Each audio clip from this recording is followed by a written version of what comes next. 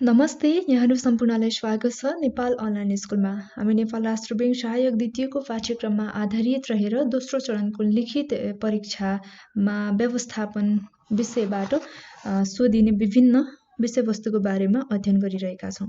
र आजको यो भिडियोमा हामी व्यवस्थापन खण्ड अन्तर्गतकै औद्योगिक सम्बन्धको बारेमा अध्ययन गर्न गइरहेका छौँ, जुन हाम्रो रहेको छ यहाँ कन्सेप्ट अफ इन्डस्ट्रियल रिलेसन। र यसैभित्र पनि causes and settlement of dispute भयो, अनि ट्रेड युनियन र कलेक्टिभ बार्गेनिङको बारेमा पनि हामी अर्को भिडियोमा पढ्नेछौँ, जुन यो इन्डस्ट्रियल रिलेसन औद्योगिक सम्बन्धभित्रै हामीले पढ्नुपर्ने कुराहरू हो। तर सुरुमा चाहिँ हामी के को बारेमा हेर्छौँ भन्दा इन्डस्ट्रियल रिलेसन अर्थात् औद्योगिक सम्बन्धको बारेमा अध्ययन गर्न गइरहेका छौँ। आउनुहोस् अब सुरु गरौँ। औद्योगिक सम्बन्ध भन्नाले के बुझिन्छ? यहाँ मैले दुई तीनवटा पोइन्टमा चाहिँ औद्योगिक सम्बन्धको बारेमा र यससँग सम्बन्धित कुराहरूलाई उल्लेख गरेकी छु। सुरुमा हामी हेर्छौँ, यहाँ सुरुमा रहेको छ सङ्गठनमा शेयर धनीहरूको प्रतिनिधिका रूपमा रहेको व्यवस्थापन र नियमित तलब वा ज्यालादारीमा काम गर्ने कर्मचारीहरू बीच कामको सिलसिलामा स्थापित भएको सम्बन्धलाई औद्योगिक सम्बन्ध भनिन्छ र भन्ने गर्छौँ। जुन सङ्गठनमा रहेको शेयर धनीहरूको प्रतिनिधिको रूपमा रहेको शेयर धनीहरूको प्रतिनिधिको रूपमा रहेको सङ्गठनमा व्यवस्थापन र नियमित तलब वा ज्यालादारीमा काम गर्ने कर्मचारी, नियमित जुन तलब र ज्यालादारीमा काम गर्ने कर्मचारी, त्यसपछि व्यवस्थापन शेयर धनीको रूपमा सङ्गठनमा रहेको प्रतिनिधिको रूपमा रहेको व्यवस्थापन र कर्मचारीहरू बीचको कामको सिलसिलामा जुन काम गर्ने क्रममा कामको सिलसिलामा स्थापित भएको सम्बन्ध नै के हो भन्दा औद्योगिक सम्बन्ध हो। र प्रभावकारी ढङ्गबाट उद्योग सञ्चालन गर्नका लागि त्यहाँ कार्यरत श्रमिक र मालिक बीच असल सम्बन्ध कायम हुनुपर्छ। जुन औद्योगिक सम्बन्धमा सङ्गठनका प्रभावकारी कामहरूलाई, सङ्गठनमा रहेको कार्यहरूलाई प्रभावकारी ढङ्गबाट सञ्चालन गर्नका लागि त्यहाँ कार्यरत कर्मचारी, मालिक, श्रमिकहरू बीचमा चाहिँ असल सम्बन्ध कायम हुनुपर्छ। तब मात्र के हुन्छ, औद्योगिक सम्बन्ध राम्रो भएर जान्छ। र अर्को भनेको के छ, औद्योगिक सम्बन्ध स्थापनाका लागि महत्त्वपूर्ण आधारहरू। जुन औद्योगिक सम्बन्धलाई असल राम्रो बनाउनको लागि सम्बन्ध स्थापना गर्नको लागि आधारहरू के छन् भन्दा कर्मचारी तलब, कर्मचारीलाई तलब भयो अनि अर्को भनेको बोनस, अनि गुणस्तरीय जीवनस्तर, व्यवस्थापकीय व्यवहार र अन्य सुविधाहरू पर्दछन्। र यी सम्पूर्ण कुराहरूलाई चाहिँ प्रभावकारी ढङ्गबाट परिचालन गरेर सृजनशील औद्योगिक सम्बन्ध स्थापना गर्न सकिन्छ। र यिनै विषयहरूमा असमझदारी सृजना भएमा चाहिँ खराब औद्योगिक सम्बन्धको पनि सृजना हुन्छ। जुन यो औद्योगिक सम्बन्ध स्थापनाका लागि कर्मचारीहरूलाई दिने तलब, बोनस, गुणस्तरीय जीवन, व्यवस्थापकीय व्यवहारहरू राम्रो भएको खण्डमा औद्योगिक सम्बन्ध एकदमै सुमधुर भएर जान्छ भने यिनै कुराहरू को विपरीत जुन विषयहरूमा असमझदारी आयो कर्मचारी र मालिक बीचमा त्यो भएको खण्डमा चाहिँ औद्योगिक सम्बन्धमा के हुन्छ भन्दा विवाद सृजना हुन्छ, द्वन्द, मनमुटाव सृजना हुन्छ। त्यसैले गर्दा यो खराब औद्योगिक सम्बन्धको रूपमा चाहिँ स्थापित हुन पनि आउँछ। अब यहाँ हामी एकजना विद्वानको परिभाषालाई हेर्छौँ। ड्रेलका अनुसार चाहिँ औद्योगिक सम्बन्ध भनेको के हो त भन्दा कर्मचारी र रोजगारी बीचको समन्वयात्मक भूमिका खेल्ने समग्र सम्बन्ध नै के हो, औद्योगिक सम्बन्ध हो भनेर ड्रेलले भनेको छ। जुन कर्मचारी र रोजगारी बीचको समन्वयात्मक भूमिका खेल्ने समग्र सम्बन्ध नै औद्योगिक सम्बन्ध हो।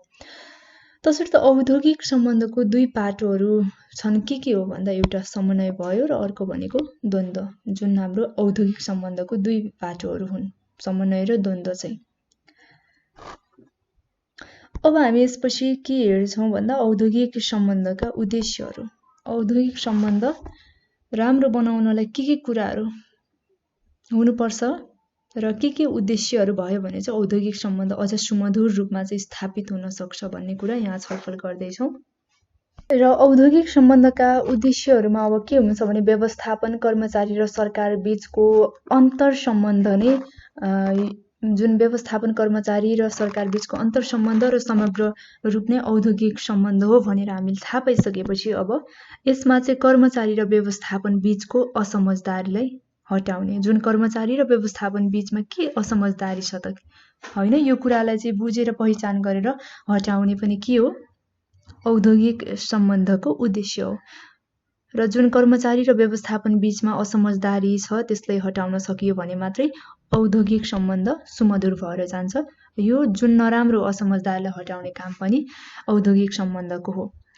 अर्को 2 नम्बरमा छ व्यवस्थापन र कर्मचारीहरू बीचको हितको संरक्षण गर्दै असल औद्योगिक सम्बन्ध स्थापना गर्ने। अब जुन संगठनमा रहेको व्यवस्थापन र कर्मचारी बीचको हितको संरक्षण गर्दै है, कर्मचारी र व्यवस्थापनको उनीहरूको हक हितको संरक्षण गर्दै असल राम्रो औद्योगिक सम्बन्ध स्थापना गर्ने। जुन कर्मचारी र व्यवस्थापन बीचको असमझदारीलाई पहिचान गरेर हटाउने जुन सुमधुर सम्बन्धको स्थापना गर्ने काम पनि के हो भन्दा औद्योगिक सम्बन्धको उद्देश्य मध्येको एउटा उद्देश्य हो। अब अर्को भनेको कर्मचारी र व्यवस्थापन बीचको विवादलाई हटाई औद्योगिक शान्ति कायम गर्ने। अब कर्मचारी र व्यवस्थापन बीचमा मनमुटाव छ, विवाद छ, असमझदारी उत्पन्न भइरहेको छ भने यी कुरालाई समाधानका बाटोहरू खोजेर औद्योगिक शान्ति कायम गर्ने होइन। असमझदारीलाई हटाएर समाधानका बाटोहरू के छन् त यो बारेमा पहिचान गरेर कर्मचारी र व्यवस्थापन बीचको सम्बन्धलाई सुमधुर बनाएर जुन औद्योगिक सम्बन्ध शान्ति कायम गर्ने काम पनि औद्योगिक सम्बन्धको उद्देश्य अन्तर्गत पर्दछ। र अर्को भनेको निर्णय प्रक्रियामा औद्योगिक प्रजातन्त्रको स्थापना गर्ने। निर्णय प्रक्रियामा कस्तो खालको कार्यशैली छ त? जुन प्रजातन्त्रको स्थापना गर्ने, त्यहाँ सबै औद्योगिक काममा जुन निर्णयको प्रक्रियामा सबै कर्मचारीलाई समान व्यवहार गर्ने, सबै काममा सहभागिता गराउने जुन प्रजातन्त्रको स्थापना गर्ने पनि के हो? औद्योगिक सम्बन्धको उद्देश्य हो। अर्को 5 नम्बरमा कर्मचारीहरूको असन्तुष्टि र काम छोडेर जाने प्रविधि र अनुपस्थिति जस्ता प्रविधिहरूलाई चाहिँ घटाएर उच्च उत्पादकता र क्षमता अभिवृद्धि गर्ने। जुन कर्मचारीहरूको असन्तुष्टि छ, संगठनमा कार्यरत कर्मचारीहरूको असन्तुष्टि गुनासोहरू र असन्तुष्टि र गुनासोहरू काम गर्ने वातावरण सहज नभएको खण्डमा मात्रै कर्मचारीले चाहिँ काम छोडेर जाने प्रवृत्ति हुन्छ होइन, असहज भएको खण्डमा। र अर्को भनेको यदि वातावरण काम गर्नका लागि उपयुक्त छैन, कर्मचारीहरू सन्तुष्ट छैनन् भने पनि काम छोडेर जाने एउटा प्रवृत्ति हुन्छ। र अर्को भनेको कार्यालय समयमा उपस्थित नहुने, अनुपस्थितिको दर बढ्ने जस्ता विभिन्न जुन असन्तुष्टिसँग सम्बन्धित कुराहरू छन् होइन, त्यसलाई चाहिँ हटाएर के गर्नुपर्छ, के कारणले चाहिँ यस्तो भइरहेको छ भन्ने विषयमा पहिचान गरेर यसले यी कुराहरूलाई चाहिँ घटाएर अगाडि बढ्न सकेको खण्डमा के हुन्छ भन्दा उच्च उत्पादकता बढ्छ, उत्पादनको क्षमता बढ्छ।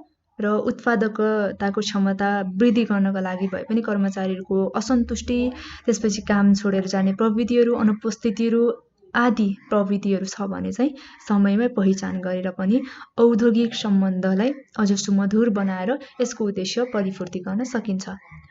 अर्को 6 नम्बरमा भनेको संगठनमा व्यवस्थापन र कर्मचारीलाई मर्यादित र अनुशासित बनाउने। अब कुनै पनि संगठनको निश्चित नियम हुन्छ, निर्धारित उद्देश्य प्राप्तिका लागि बनाइएका नीति नियमहरू व्यवस्थापन र कर्मचारी दुवैको लागि अति महत्त्वपूर्ण हुन्छ। जुन संगठनमा कार्यरत कर्मचारी र व्यवस्थापन दुवैलाई मर्यादित हुनुपर्छ, मर्यादित ढङ्गले ती नियमहरू लागू हुन्छ सबैलाई होइन। र अनुशासित पनि हुनुपर्छ, काम गर्ने कर्मचारी र व्यवस्थापन दुवै पक्ष अनुशासित पनि हुनुपर्छ। यदि नभएको खण्डमा मर्यादित र अनुशासित बनाउने उद्देश्य पनि कसको भन्दा औद्योगिक सम्बन्धको हो। अब अर्को हाम्रो 7 नम्बरमा रहेको छ गुनासोहरूको सुनवाई सम्बोधन गर्ने संयन्त्र तयार गर्ने। अब अघि नै भनिसके होइन, जुन औद्योगिक सम्बन्धलाई सुमधुर बनाउनको लागि भए पनि कर्मचारीहरूको असन्तुष्टि, गुनासोहरू, मनका कुराहरू, पिरमार्काहरू सुन्ने काम चाहिँ गर्नुपर्छ। जुन गुनासोहरूको सुनवाई गर्ने र त्यसको समाधानका उपायहरू खोज्ने, त्यसपछि मनका कुराहरू, जुन पिरमार्काहरू, असन्तुष्टिहरू, यावत कुराहरूको चाहिँ सम्बोधन गर्ने, सुन्ने संयन्त्र पनि तयार गर्ने पनि के हो भन्दा औद्योगिक सम्बन्धको उद्देश्यहरू हुन्।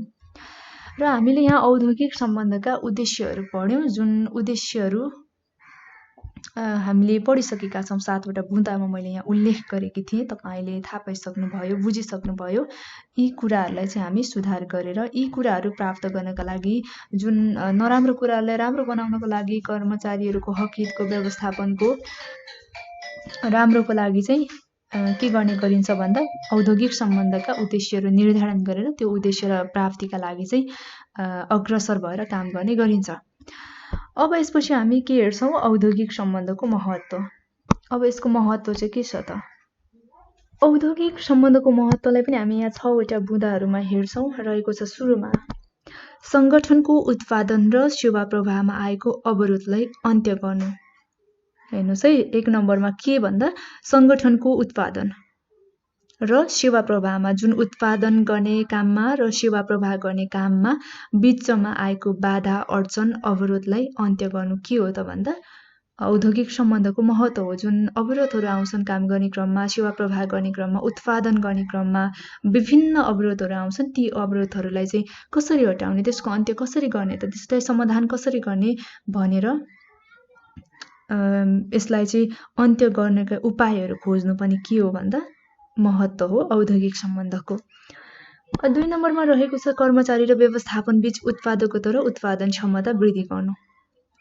अब अर्को भनेको कर्मचारी र व्यवस्थापन बीचको हैन, कर्मचारी र व्यवस्थापनको उत्पादकता र उत्पादन क्षमता वृद्धि गर्नु।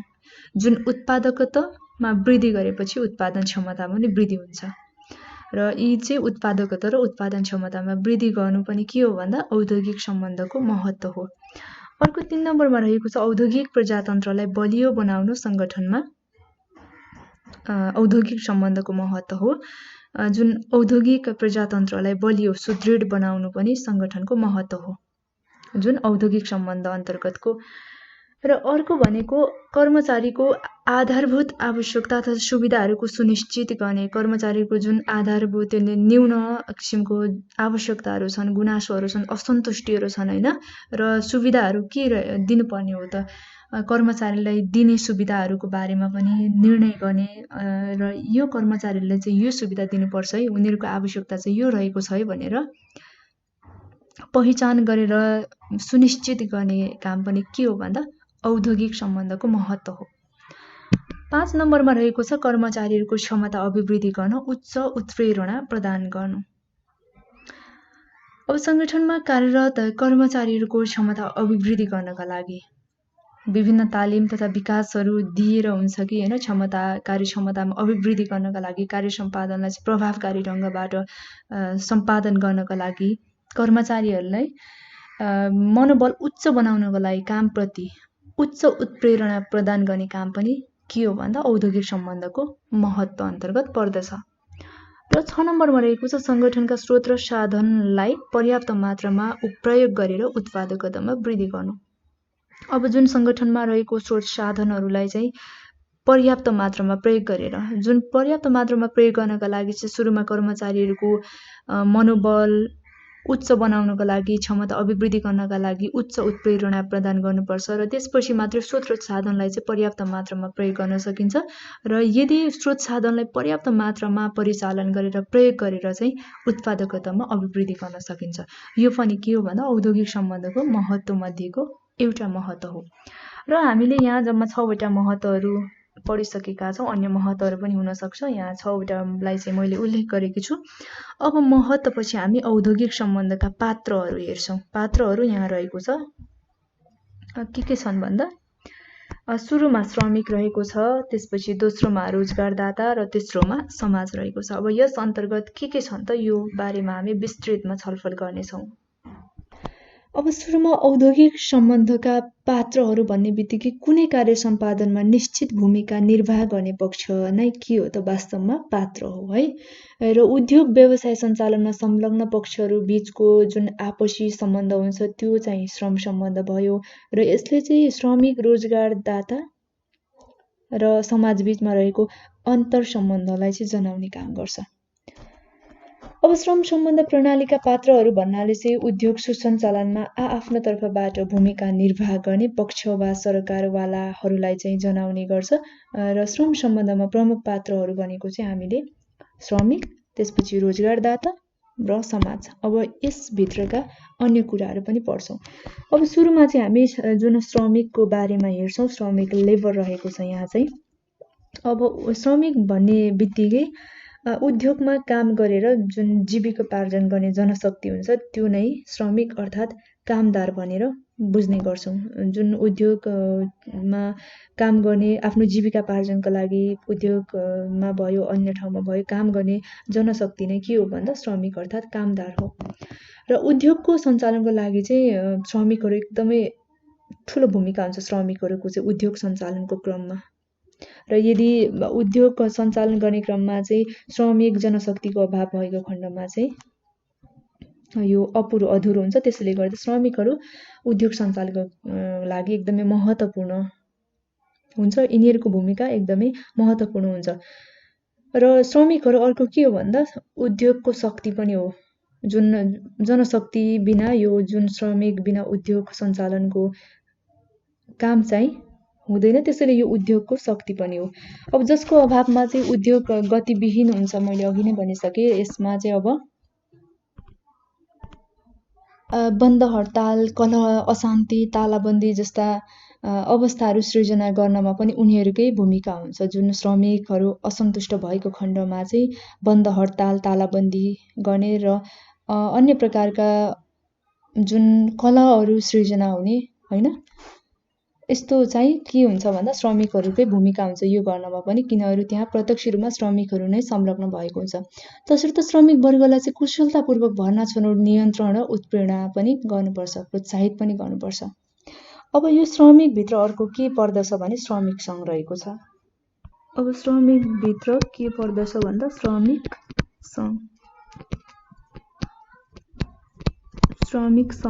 पर्ने गर्छ।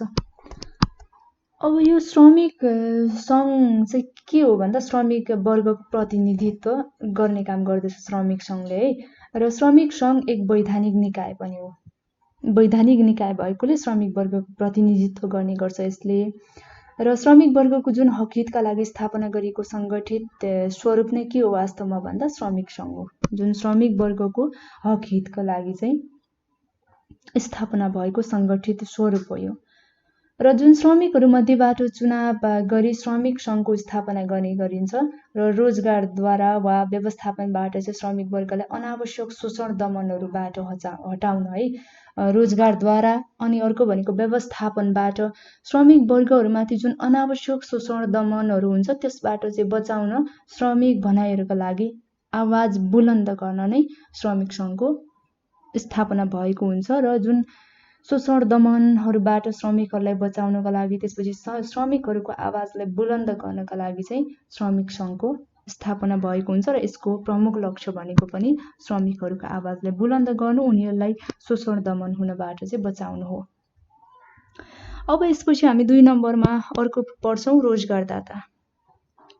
अब रोजगारदाता भन्ने बित्तिकै श्रमिक वर्गलाई काम दिने पक्ष भन्ने बुझिन्छ है। जुन श्रमिक वर्गहरूलाई काम दिने व्यक्ति हुन्छ होइन, काम दिने पक्ष हुन्छ, त्यो नै श्रमिकहरूको लागि के हो भन्दा रोजगारदाता हो। र रोजगारदाता र श्रम सम्बन्धको एक महत्त्वपूर्ण पात्र पनि हो। रोजगारदाता चाहिँ श्रम सम्बन्धको एक महत्त्वपूर्ण पात्र हो, जसले उद्योगमा पुँजी लगानी गर्छ र प्रबन्ध र नियन्त्रण पनि गर्छ। पुँजी लगानी गर्नुको साथै अर्को भनेको के गर्दछ त भन्दा प्रबन्ध र नियन्त्रण गर्ने काम पनि गर्दछ। अन्तर्गत चाहिँ 2 पक्षहरूको रोजगारदाताहरूको प्रतिनिधित्व गर्दछ। यहाँ यस अन्तर्गत 2 पक्षहरू छ, 2वटा कुराहरू। यहाँ सुरुमा हेरौँ हामी नम्बर 1 मा रोजगारदाता सङ्घ रहेको छ है। रोजगारदाताभित्र रोजगारदाता सङ्घ रहेको छ। अनि अर्को 2 नम्बरमा भनेको हाम्रो व्यवस्थापन छ। रोजगारदाता सङ्घ र व्यवस्थापन। अब सुरुमा रोजगारदाता सङ्घ। जुन उद्योग व्यवसाय सञ्चालक वा मालिकहरूको आपसी हक हित र समन्वय कायम गर्नका लागि एकीकृत सङ्गठन खोल्ने हुन्छ भने त्यसलाई चाहिँ के भन्छ भन्दा रोजगारदाता भन्छ। र खास गरी चाहिँ एकै प्रकारको व्यवसायमा संलग्न उद्योगपतिहरू बीच अनावश्यक प्रतिस्पर्धा हुन नदिन। जुन धेरै एकै प्रकारका व्यवसायमा संलग्न उद्योगपतिहरू हुन्छन्, उनीहरू बीचमा चाहिँ अनावश्यक रूपमा प्रतिस्पर्धा हुन नदिन तथा सरकारी निकायबाट चाहिँ आफ्नो हक हितको सुरक्षा प्राप्त गर्नका लागि पनि उद्योगपतिहरूले यस सङ्गठनको चाहिँ स्थापना गरेको हुन्छ, जुन रोजगारदाता सङ्घको स्थापना गरेको हुन्छ। अब यहाँ छ व्यवस्थापन। उद्योगको स्थापना सञ्चालनका साथै योजना बनाउने, जुन कार्यान्वयन गर्ने तथा नियन्त्रण गर्ने पात्र के हो भन्दा व्यवस्थापन हो। उद्योगको स्थापना अनि त्यसलाई सञ्चालन गर्ने अनि योजना बनाउने र त्यसलाई कसरी कार्यान्वयन गर्ने र नियन्त्रण गर्ने पात्र के हो भन्दा व्यवस्थापन हो। र व्यवस्थापनले चाहिँ प्रबन्ध, समन्वय, पृष्ठपोषण आदि कार्य पनि गर्ने गर्छ। जुन व्यवस्थापनले प्रबन्ध, समन्वय गर्ने, पृष्ठपोषण गर्ने आदि कार्यहरू पनि गर्ने गर्छ र सङ्गठनको सफलतामा चाहिँ व्यवस्थापनको प्रमुख भूमिका रहन्छ, जुन असल श्रम सम्बन्ध विकास गर्नमा पनि जुन यो व्यवस्थापनको चाहिँ एकदमै महत्त्वपूर्ण र अग्रणी भूमिका रहन्छ। अब यसपछि हामी समाज रहेको छ। समाज भनेको अब श्रम सम्बन्धको अर्को महत्त्वपूर्ण पात्र हो है, औद्योगिक सम्बन्धको अर्को महत्त्वपूर्ण पात्र हो। जुन उद्योगको ग्राहक र उपभोक्ता नै समाज हो। उद्योगको लागि चाहिँ आफ्नो ग्राहक र उपभोक्ता नै के हो भन्दा समाज हो। र समाजमा रहेका बहुसङ्ख्यक जनताको चाहना अनुसारै समाजमा रहेको ग्राहक र उपभोक्ताले के चाहन्छन् त उनीहरूको चाहना के रहेको छ त्यो कुरालाई बुझेर उद्योगले चाहिँ उनीहरूको चाहना बमोजिमका वस्तु तथा सेवाहरू चाहिँ उत्पादन गर्नुपर्छ र उचित मूल्यमा नाफा आर्जन गरी चाहिँ वस्तु तथा सेवाहरू पनि बिक्री गर्नुपर्छ। र यसरी चाहिँ असल औद्योगिक सम्बन्ध कायम गर्नका लागि चाहिँ उद्योगले समाजसँग पनि राम्रो सुमधुर सम्बन्ध स्थापित गर्न आवश्यक छ। जुन समाज पनि के हो, त्यसैले हाम्रो औद्योगिक सम्बन्धको पात्र मध्येको एउटा पात्र हो। अब यसपछि हामीले औद्योगिक सम्बन्धका पात्रहरू श्रमिक, रोजगारदाता, समाज जुन चाहिँ पात्रहरू रहेको थियो, यसभित्रका हाम्रो रोजगारदाता सङ्घ, व्यवस्थापन, त्यसपछि श्रमिक सङ्घ र समाज जुन सरकारको बारेमा नि हामीले छलफल गरिसकेका छौँ। अब हामी हेर्छौँ श्रमिक अर्थात् श्रम सम्बन्धको प्रक्रिया के छ त। हामी श्रम सम्बन्धको प्रक्रियामा चाहिँ सुरुमा सङ्गठनभित्र जुन श्रमिक, त्यसपछि रोजगारदाता र सरकार बीचको अन्तर सम्बन्ध, जुन श्रमिक, रोजगारदाता र सरकार बीच रहेको सम्बन्ध के हो भन्दा श्रमिक सम्बन्ध अर्थात् औद्योगिक सम्बन्ध हो। र यस श्रम सम्बन्ध प्रक्रिया अन्तर्गत चाहिँ मुख्यतया के चरणहरू पर्दछ भन्दा पहिलो नम्बरमा सङ्घीकरण पर्दछ, अनि यसपछि अर्को 2 नम्बरमा द्वन्द्व पर्दछ, अनि 3 नम्बरमा भनेको सामूहिक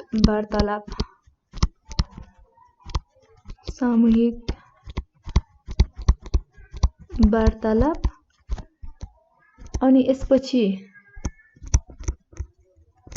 सम्झौता सम्पन्न, अनि सम्झौता सम्पन्न पछि के पर्दछ त भन्दा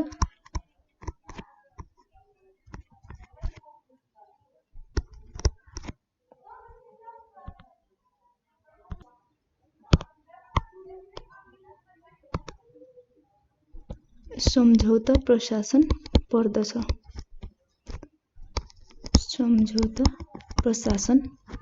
यस अन्तर्गत चाहिँ एउटा सङ्घीकरण भइहाल्यो, त्यसपछि द्वन्द्व, सामूहिक वार्तालाप, सम्झौता सम्पन्न र सम्झौता प्रशासन पर्दछ। अब हामी सुरुमा हेर्छौँ सङ्घीकरण।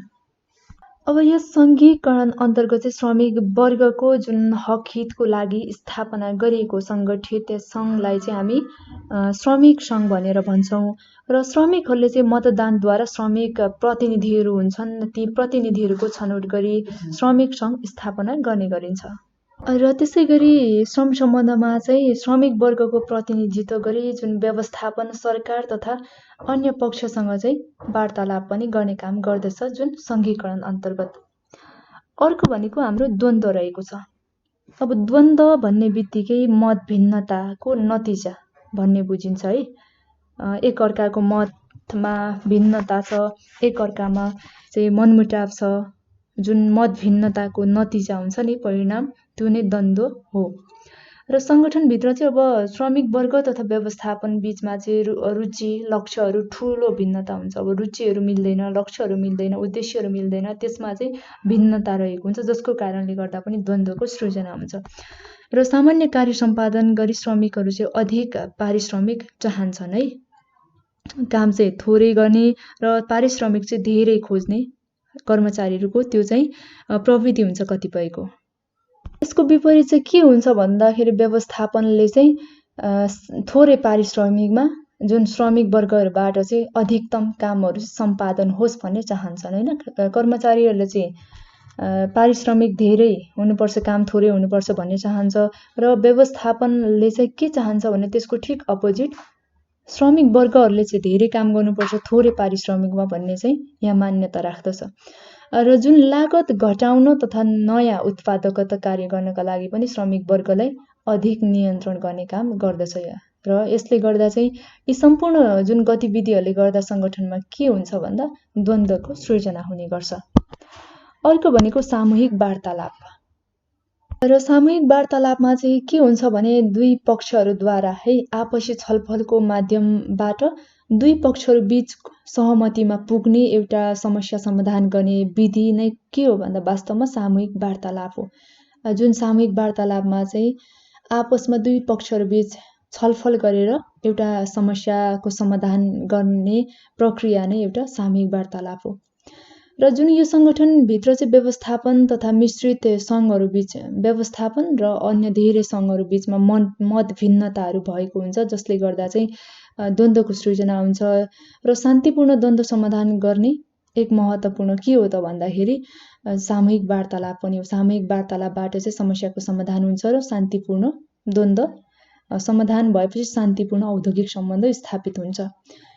र अब विवादमा संलग्न पक्षहरू चाहिँ एउटै टेबलमा बसेर छलफल गर्ने होइन। विवादमा संलग्न पक्ष दुई पक्षहरू एउटै टेबलमा बसेर के समस्या छ त त्यो विषयमा छलफल गर्ने र समाधानका उपायहरू खोज्ने, त्यसपछि सहमतिमा पुग्ने प्रयास गर्ने गरिन्छ यहाँ। र यसै क्रममा दुवै पक्षहरूले चाहिँ अब सहमतिमा पुग्नका लागि होइन, के समस्या छ त्यसको समाधान गर्नका लागि केही पाउनुको लागि अर्थात् केही गुमाउनु पर्छ भन्ने भनाइ छ, त्यो भयो भने मात्रै उनीहरू चाहिँ आपसी छलफलमा पुग्न सक्छन्। र एक पक्षले केही गुमायो भने अर्को पक्षले केही पाउँछ, अर्थात् केही समस्या छ त्यसको समाधान आपसमा दुई पक्ष बीच मिलेर सामूहिक वार्तालाप गरेर अघि बढ्यो भने चाहिँ औद्योगिक सम्बन्ध सुमधुर बन्न पुग्छ। र अर्को भनेको सम्झौता सम्पन्न। सम्झौता सम्पन्नमा श्रमिक सङ्घ तथा व्यवस्थापन बीचमा समस्या समाधान गर्ने सम्बन्धमा चाहिँ सहमति भएपछि जुन अर्को चरणमा उक्त सम्झौतालाई चाहिँ औपचारिक रूपमा सम्पन्न गरिन्छ है। सम्झौता सम्पन्न भनेको जुन सामूहिक वार्तालापबाट अर्को चरणमा सम्झौता हुन्छ, त्यो जुन औपचारिक रूपमा सम्पन्न हुने सम्झौता चाहिँ के हो भन्दा सम्झौता सम्पन्न।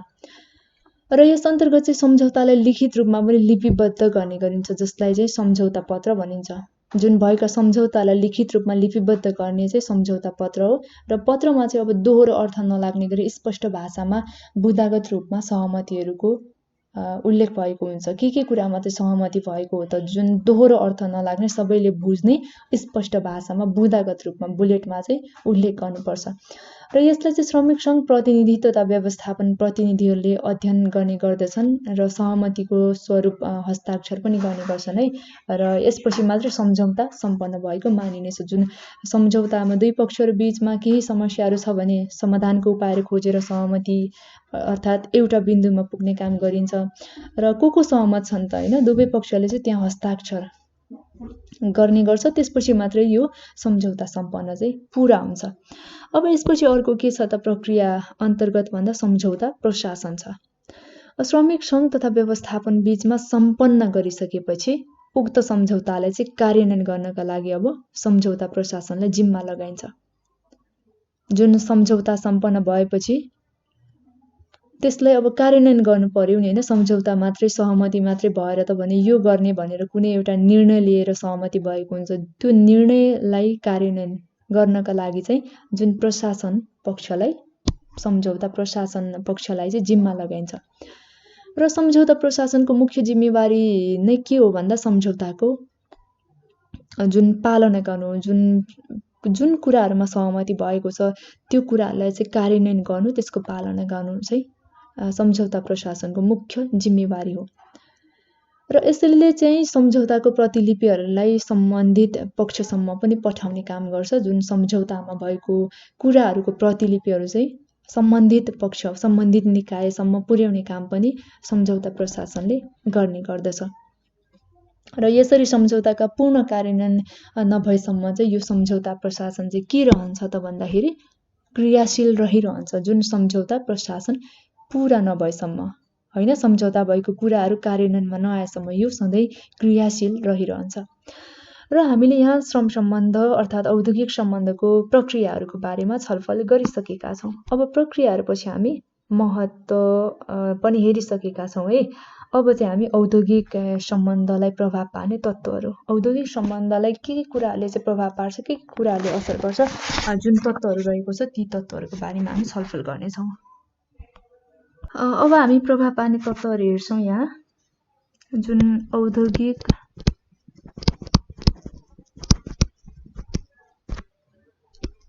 सम्बन्धलाई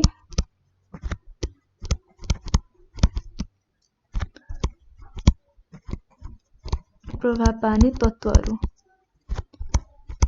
के कुराहरूले चाहिँ औद्योगिक सम्बन्धलाई प्रभाव पार्छ त हामी हेर्छौँ। अब एउटा के हुन सक्छ भन्दा आर्थिक तत्त्व है। आर्थिक तत्त्वले पनि औद्योगिक सम्बन्धलाई असर पार्ने गर्छ। आर्थिक तत्त्व। त्यसपछि 2 नम्बरमा सामाजिक तत्त्व,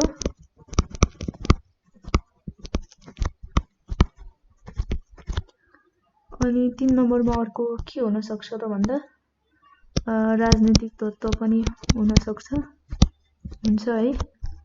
राजनीतिक तत्त्वले पनि औद्योगिक सम्बन्धलाई असर पार्ने काम गर्छ। अनि 4 नम्बरमा अर्को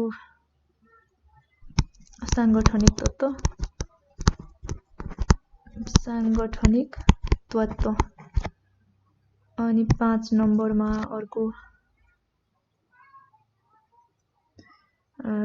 5 नम्बरमा के हुन सक्ला त भन्दा जुन औद्योगिक सम्बन्धलाई सुधारका लागि गर्नुपर्ने जुन सुझावहरू हुन्छन् नि, होइन, त्यसले पनि प्रभाव पार्न सक्छ। सुधारका सुझावहरू। अब हामी यिनी तत्त्वहरूमा रहेर छलफल गर्छौँ। जुन औद्योगिक सम्बन्धलाई प्रभाव पार्ने, असर पार्ने तत्त्वहरूमा आर्थिक तत्त्व भयो, सामाजिक तत्त्व भयो, राजनैतिक तत्त्व भयो, सङ्गठनात्मक तत्त्व भयो। र यी तत्त्वहरूले कसरी असर पारिरहेको छ, यसलाई सुधार गर्नका लागि सुझावहरू के छन् त भनेर चाहिँ हामी यो 5 नम्बरमा सुधारका सुझावहरूमा चाहिँ पढ्छौँ। र अब यो आर्थिक तत्त्वको बारेमा सुरुमा हेरौँ। आर्थिक तत्त्वमा अन्तर्गत के कुरा पर्छन् र यो कुराहरूले चाहिँ कसरी औद्योगिक सम्बन्धलाई प्रभाव पार्दछ भन्ने विषयमा हामी यहाँ छलफल गर्दैछौँ। आर्थिक तत्त्व अन्तर्गत चाहिँ के कुराहरू पर्दछ त? जुन आर्थिकसँग मौद्रिकसँग सम्बन्धित कुराहरू, जस्तै राम्रो तलब सुविधा, सेवा सुविधा भयो, होइन, अनि बोनस भत्ता भयो, अनि जागिर स्थायी करार हुन्छ, अस्थायी, होइन, जागिरमा पनि अब स्थायी भयो भने राम्रो, त्यसको जागिरको सुरक्षा। अनि अर्को भनेको सामाजिक सुरक्षाको अवस्थाहरू हुन्छ। र जुन मौद्रिक आर्थिकसँग सम्बन्धित अन्य पुरस्कारहरू पनि हुन सक्छन्। यी कुराहरूले चाहिँ औद्योगिक सम्बन्धलाई प्रभाव पार्ने काम गर्छ। यदि कर्मचारीलाई सन्तुष्ट बनाउन सकियो, कर्मचारीको तलब सुविधाहरू राम्रो छ, कर्मचारीलाई भने जस्तै बोनस भत्ता लगायतका जागिरको सुरक्षाहरू भएको खण्डमा चाहिँ औद्योगिक सम्बन्ध सुमधुर र एकदमै राम्रो भएर जान्छ। र यी कुराहरूमा कमी भयो, कर्मचारीहरू असन्तुष्ट भयो भने चाहिँ औद्योगिक सम्बन्धलाई प्रभाव पार्ने काम गर्छ।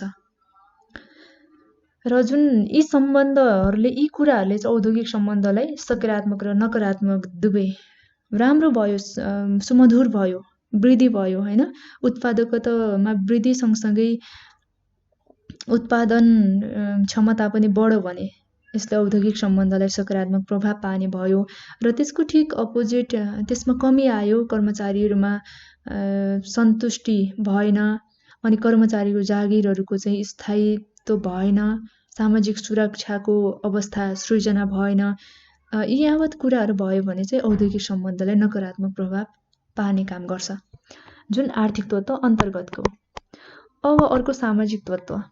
अब सामाजिक तत्त्व अन्तर्गत के कुराहरू पर्न सक्छन् त भन्दा सङ्गठनमा जुन कर्मचारीहरूको गुनासोहरू हुन्छ हैन, एउटा सङ्गठनमा काम गरिसकेपछि त्यहाँ भएको धेरै कर्मचारीहरू विभिन्न प्रकारको पृष्ठभूमिबाट आएको हुन्छ। उनीहरूको छुट्टा-छुट्टै कामसँग सम्बन्धित गुनासोहरू भयो, व्यक्तिगत गुनासोहरू भयो, असन्तुष्टिहरू भयो, पीर मर्काहरू भयो हैन। त्यो यी सम्पूर्ण कुराहरूको चाहिँ सुनवाई सम्बन्धी संयन्त्रहरू भएको खण्डमा औद्योगिक सम्बन्धलाई सकारात्मक प्रभाव पार्ने भयो र यी कुराहरूको सुनवाई भएन, यी कुराहरूको चाहिँ खासै वास्ता गरिएन भने चाहिँ यस्तै नकारात्मक प्रभाव पार्ने काम गर्छ। त्यसको लागि यसले के गर्नुपर्छ भने सङ्गठनमा कर्मचारीहरूको गुनासो, त्यसपछि असन्तुष्टि, पीर मर्का, व्यक्तिगत कुराहरू हुन्छन् नि जुन आफ्नो विचारहरू राख्न पाउने अधिकारहरू, यी सम्पूर्ण कुराहरूले के गर्दछ त भन्दा औद्योगिक सम्बन्धलाई प्रभाव पार्ने काम गर्छ, जुन सामाजिक तत्त्व अन्तर्गत पर्दछ। अब अर्को राजनैतिक तत्त्व। अब राजनैतिक तत्त्वले चाहिँ कसरी प्रभाव पार्दछ त? यो राजनैतिक तत्त्व अन्तर्गत के कुराहरू समावेश हुन सक्छ भन्दा जुन ट्रेड युनियनको निर्णयमा सहभागी, त्यसपछि व्यवस्थापनको काम कारबाहीमा चाहिँ समर्थन या त विरोध जनाउन पाउने हैन। अर्को भनेको सञ्चालक समितिमा प्रतिनिधित्वको अवस्था के कस्तो रहेको छ त, यो सम्बन्धमा के निर्णय हुन्छ त भन्ने कुरा पनि राजनैतिक तत्त्व अन्तर्गत पर्दछ। यदि व्यवस्थापनको काम कारबाहीमा समर्थन वा विरोध गर्ने कुराहरू अब मन पर्यो, राम्रो छ भने समर्थन गर्ने कुरा पनि भयो र यदि व्यवस्थापनको काम कारबाहीहरूमा चाहिँ समर्थन गर्न लायक कुराहरू छैनन् भने त्यसलाई विरोध गर्न पाउने पनि जुन कुरा चाहिँ हुनुपर्छ, यदि भएन भने चाहिँ औद्योगिक सम्बन्धलाई यसले प्रभाव पार्ने काम गर्छ। र सञ्चालक समितिमा प्रतिनिधित्वको अवस्था कस्तो छ त, यस सम्बन्धमा पनि सङ्गठनमा चाहिँ राम्रो पहिचान हुनुपर्छ। यदि प्रतिनिधित्वको अवस्था राम्रो स्थायी छ हैन, सङ्गठनका सबै कर्मचारीहरूलाई चाहिँ एकदमै सहज प्रकारको छ, सबै कर्मचारीहरूले सहज रूपले कामहरू सम्पादन गर्न सक्ने वातावरण सृजना भएको छ भने यसले औद्योगिक सम्बन्धलाई अझ सकारात्मक प्रभाव पार्ने र उत्पादकतामा चाहिँ वृद्धि गर्ने काम पनि गर्दछ। र अर्को भनेको हाम्रो साङ्गठनिक अर्थात् सङ्गठनात्मक तत्त्व रहेको छ, जुन सङ्गठनात्मक तत्त्वमा चाहिँ सङ्गठनमा व्यवस्थापनसँगको अन्तर सम्बन्धबाट आएको तत्त्वहरू, जुन व्यवस्थापनसँगको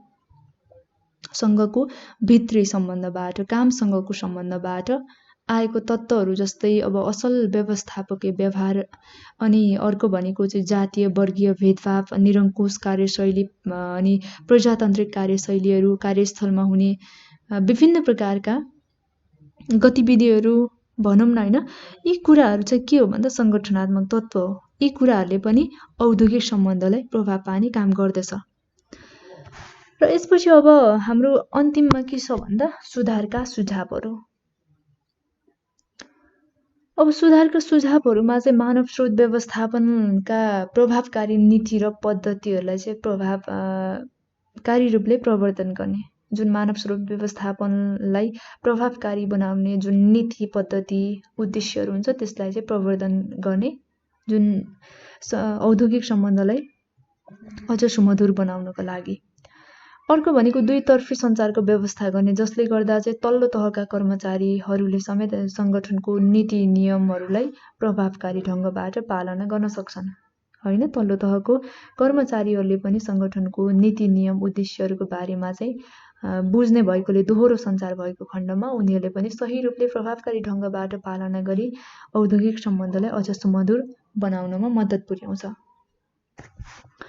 अनि अर्को भनेको कर्मचारीहरूको आधारभूत र न्यूनतम आवश्यकताहरूलाई चाहिँ सम्बोधन गर्नुपर्ने हुन्छ र उनीहरूलाई यी कुराहरूमा सम्बोधन भयो जुन कर्मचारीहरूको आधारभूत आवश्यकताहरू छन्, न्यूनतम आवश्यकताहरू छ, असन्तुष्टिहरू छ, गुनासोहरू छ भने यी कुराहरूले सम्बोधन गर्नुपर्छ र कर्मचारीहरूको चाहिँ गुनासोको सुनवाई पनि हुनुपर्छ। यदि गुनासोको सुनवाई नभएको खण्डमा चाहिँ औद्योगिक सम्बन्ध सुमधुर बनाउन सकिँदैन। त्यसका साथसाथै कर्मचारीहरूमा नैराश्यता लगायतका विभिन्न नकारात्मक कुराहरूको पनि सृजना हुने हुनाले कर्मचारीहरूको गुनासोको सुनवाई पनि हुन आवश्यक हुन्छ। यो पनि सुधारका सुझावहरू अन्तर्गत पर्दछ। अनि अर्को भनेको चाहिँ अब के हुन सक्छ भने व्यवस्थापन र जुन ट्रेड युनियन बीच एक आपसमा सहयोगी भावनाको विकास गर्नुपर्छ। जुन ट्रेड युनियनले व्यवस्थापनलाई र व्यवस्थापनले परिआएको खण्डमा ट्रेड युनियनलाई यिनीहरू एक आपसमा परिपूरकको रूपमा सहयोगी भएर काम गर्ने, विकास गर्ने भएको खण्डमा चाहिँ औद्योगिक सम्बन्ध अझ सुमधुर भएर जान्छ। त्यसैले यो पनि के हो भन्दा हामीले औद्योगिक सम्बन्धलाई प्रभाव पार्ने तत्त्वहरू पढ्यौँ। र आजको यो भिडियोमा हामीले औद्योगिक सम्बन्धको कन्सेप्ट र त्यसपछि यस अन्तर्गत पर्ने अन्य धेरै कुराहरूको बारेमा जानकारी पाइसकेका छौँ। र तपाईँलाई कस्तो लाग्यो? आफ्नो सल्लाह सुझावहरू दिँदै गर्नुहोला।